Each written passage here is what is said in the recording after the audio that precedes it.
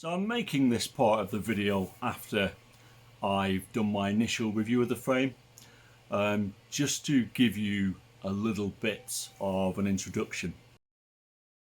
I don't know Bludz from HaloRC very well. I've chatted with him a few times, both in the past and recently. And recently I chatted to him around whether he would be introducing a DJI frame. And the long and the short of it is he said he may adapt one of his existing ones to be able to run it. And then out of the blue, he offered me to send me this frame, which had been in development for pretty much a year, being tweaked. And I liked the look of it. It looked to me like a very slender, lightweight, almost floss style frame. So I said I'd have a look at it. And I was pretty excited because I knew it would be able to run the DJI system, even though it was predominantly designed around analog. And historically, I've preferred heavier frames, but the frame weights that I'm tending to run recently are dropping, and the reason for that is I've started using the HaloRC 7, which adds 40-50 grams onto any build. Then I started running the DJI system, so that's another 40 grams, and all that weight adds up.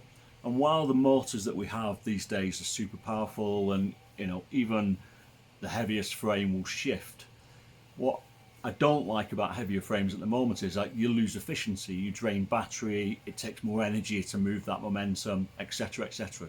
So to get back to historically, the HaloRC, the frames I absolutely loved and still do when I was running a session, I've naturally migrated to more lighter frames.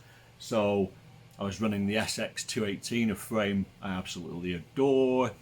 I was running the Get Mark IV, which is a frame I really like, even though it has some weaknesses. I could sort of overlook the weaknesses because of what it gave me in the air. I've been running the Juice mode, which is heavier, but not too heavy, so I'm still getting the feel that I would like. But I've naturally gone to lighter weight frames, but I haven't gone ultra light, and the reason for that is they're too fragile. It doesn't matter how light you build a 5-inch frame, if you're sticking on some 2207 motors and 30x30 mounts and a HaloRC 7 on the front of it, if you crash enough, it will break. And that's always been the thing that's put me off those extreme lightweight frames.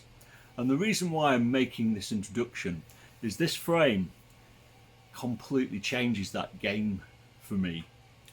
This will be the frame to beat all frames.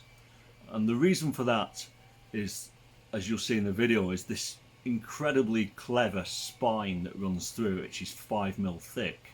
So the arms and the spine, or basically the skeleton of the frame, Bludz mentioned that he's into Formula 1, this spine system is the chassis. And if you know anything about cars, it doesn't matter how pretty or beautiful or light or whatever, if your chassis is bad on a car, it won't drive well. And this similar sort of design element is in this frame. This frame is all about the four arms and this brace that runs through it. The rest of it is frou-frou. It isn't really relevant, it's just there to hold your bits, your battery and your flight control and all the rest of it. Whereas on the majority of frames, they become heavy because you end up with a 2.5mm bottom plate, or a 3mm bottom plate, or a 3mm top plate, or really big heavy long arms. So the whole quad becomes heavy instead of the core of it being super strong and the rest being super light. And that is the design genius of this little frame. Even though the individual bits are light and on their own flimsy, the 1.5mm bottom plate, this 1.5mm section here, even the 2mm top plate is ever so slender.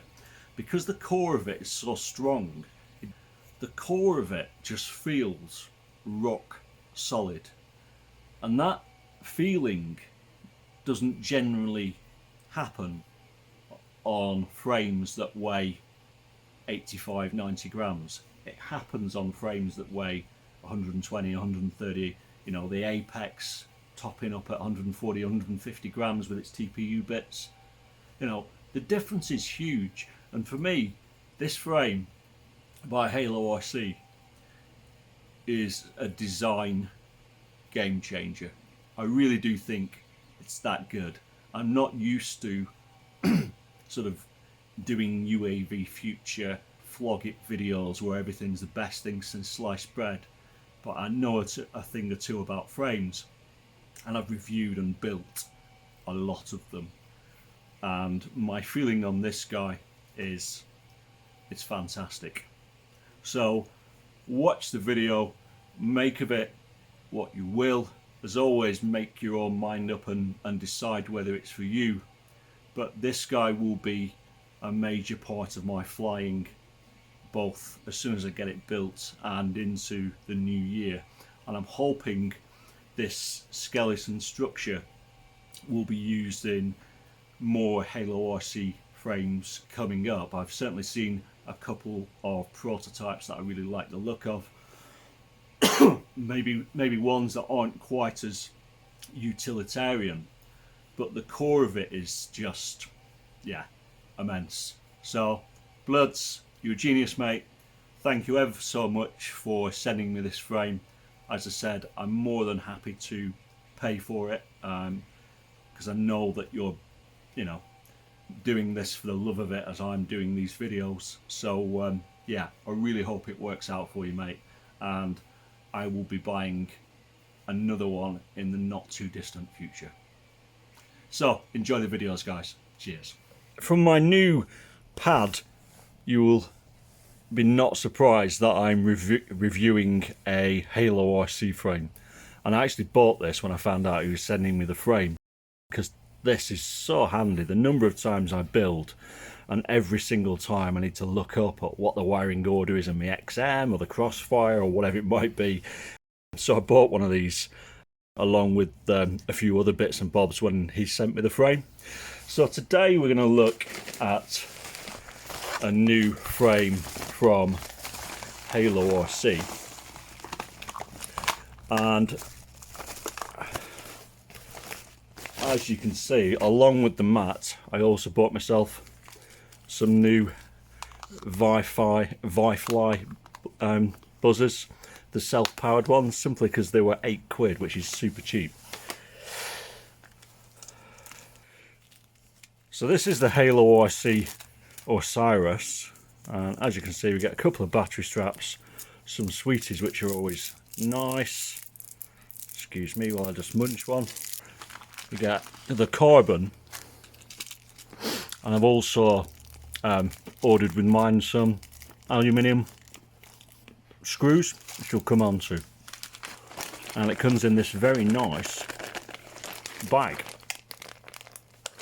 which of course I'm about to rip open. So the idea of this guy is that what we've got is a super light Freestyle frame,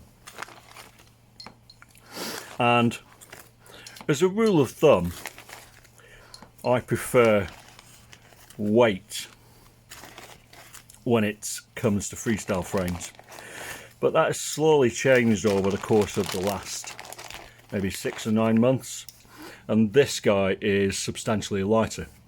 And this guy is designed to be, as I said, a lightweight analog frame, but because Bludz from HaloRC and some of his mates are using the DJI system, he's sort of tweaked bits and bobs to fit the DJI system.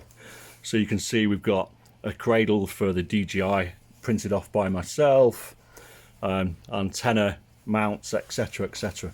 And like all the HaloRC frames, the 3D bits are really clever, and they're free to download. If you just email Bludz, he'll send you across the files for them. Alternatively, you can buy them with the frame, of course. So as always, what I'm going to do is put this guy together, and as you can see, we've got some really unusual bits. So we'll put it together and we'll talk through the pros and cons of it and see what the score is. So I just wanted to stop in my build process, and as you can see I haven't tightened any bolts yet, but this will show you how the arms meet. So you can see they kind of lock together perfectly, and then there'll be another bolt coming through here, and then you can see that there's a separate plate which sandwiches the arms, and then you've got 1, 2, 3, and then there'll be another bolt here, 4, and you can see 2 of them go into these hefty press nuts, and the other 2 would go into the standoffs. And at this stage I'm thinking, oh, it's all beautifully cut, but surely it's just going to break in the middle. And then this is where it gets clever, and which is why I'm stopping. So this carbon looks like 1.5mm, so it's going to be pretty sort of flimsy. It's got a bit of bend to it, which is always nice in my opinion. And then I come across this bit, which is a 5mm solid chunk, and it basically wedges between both arms, creating another locking piece. And it also immediately acts like a spine, so suddenly this guy, even without his top plate on, has got nigh on no flex. And if you'll notice, I'll find it, we've got another one of these brace pieces here, and again 2 hefty lock nuts, standoffs here, and you can see your flight controller floats in this space here. So I'm going to carry on putting this together, but I've got to say I'm really excited right now. This to me looks like such a clever way to make a frame really, really light, but retain that all important rigidity. And obviously in this case we've got 5mm arms, and they're not being attached to a really weak center fuselage. They're being attached to essentially a spine that's running all the way through the frame.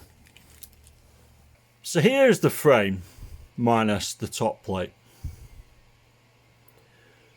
and what we have here is 5mm arms, a 1.5mm bottom plate, which is in 2 sections, this section here and then this section here. But the bit that gives this frame all of its strength, as I said, is this 5mm spine that runs through it. And basically, as you saw before, the arms completely lock with this spine, and you've got these 4 heavy duty bolts on either side which are made from hardened steel. And when we look at weight later on, just notice that there's no little tiny screws here to make a weight saving as much as you can. We've got a ton of thread to screw these standoffs into, and even without its top plate there is very little flex across the entire frame, because this arm section is so welded into place that nothing moves. And you can see, because the arms are sort of away from the flight controller, he's got away with making the arms much shorter than if you had arms that joined in the middle, and it leaves the points where you mount your stack and the flight controller sort of floating away from potentially any vibration. And it also gives you a little slot where you can stick your capacitors or whatever. Probably in my case, as I'm running the DJI, I'll probably just sit the regulator below.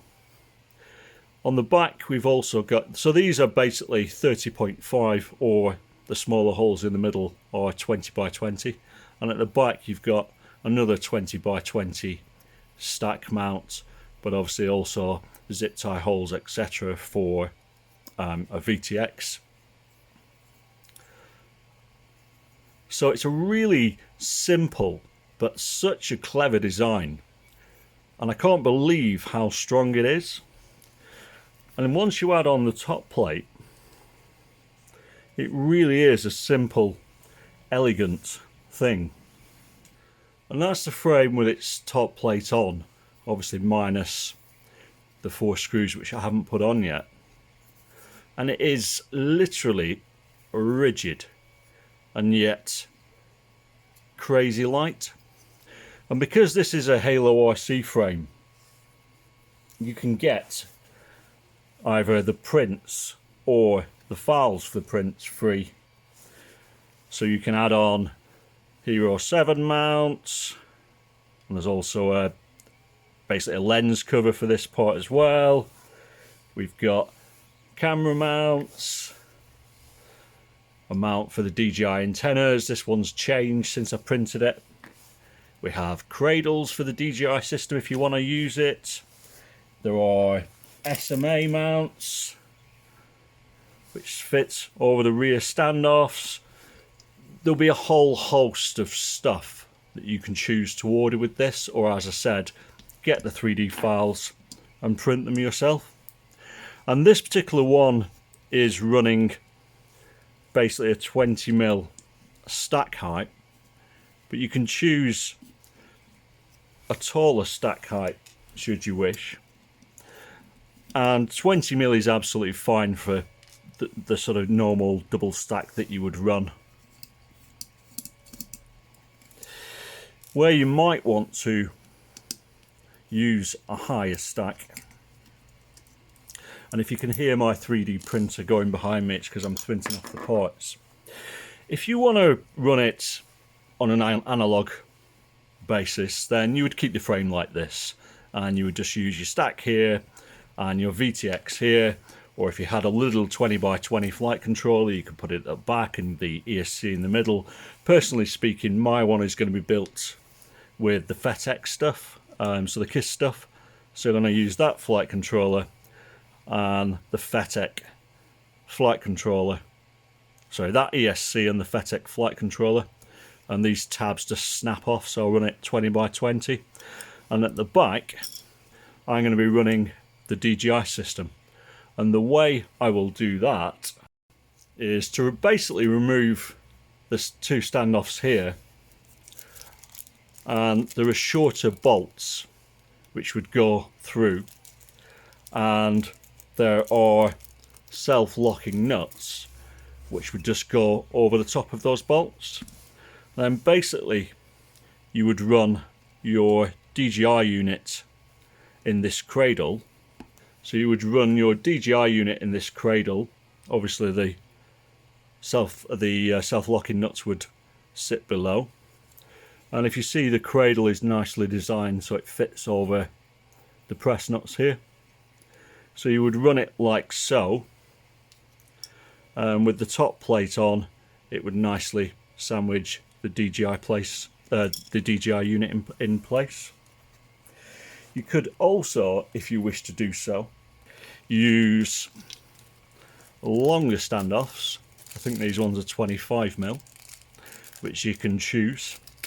And there is a cradle which I haven't printed off yet, which will essentially hang your DJI unit in the middle, and then you can run your flight controller, or your, should I say, your ESC underneath, and then a 20x20 flight controller at the back. The KISS, or should I say KISS, the FETX 20x20 board isn't really 20x20. That is the 20x20 board. That one is the Radx one. So you would essentially just run that like that.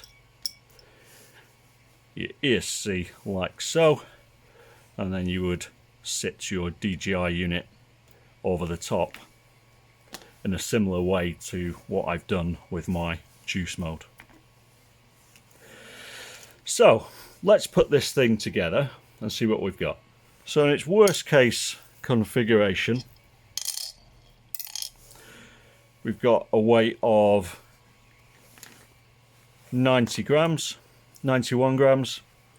Add some camera mounts, 93 grams.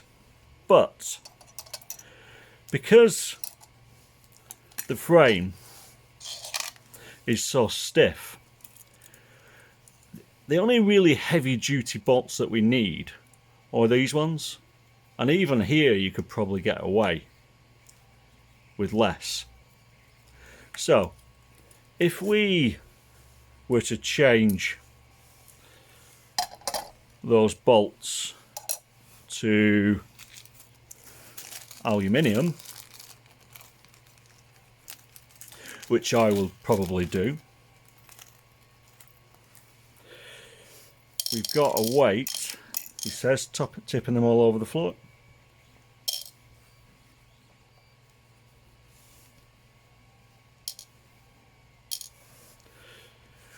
We've got a weight of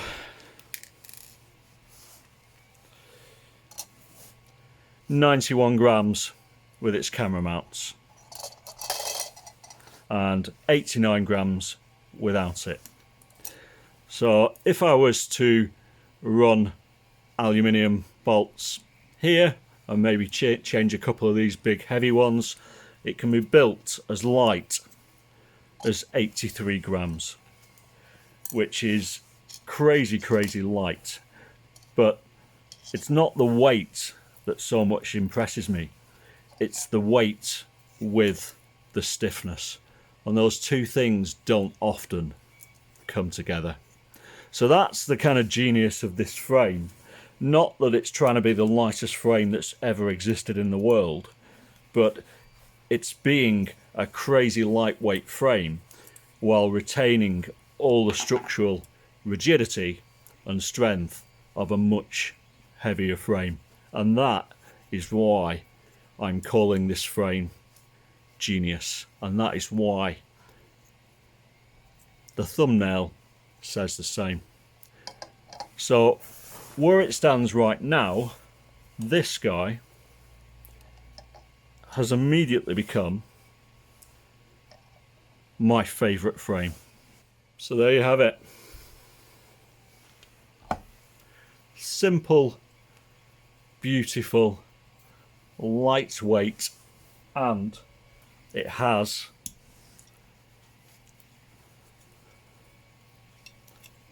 a ton of battery space, even with a 30-degree hero mount.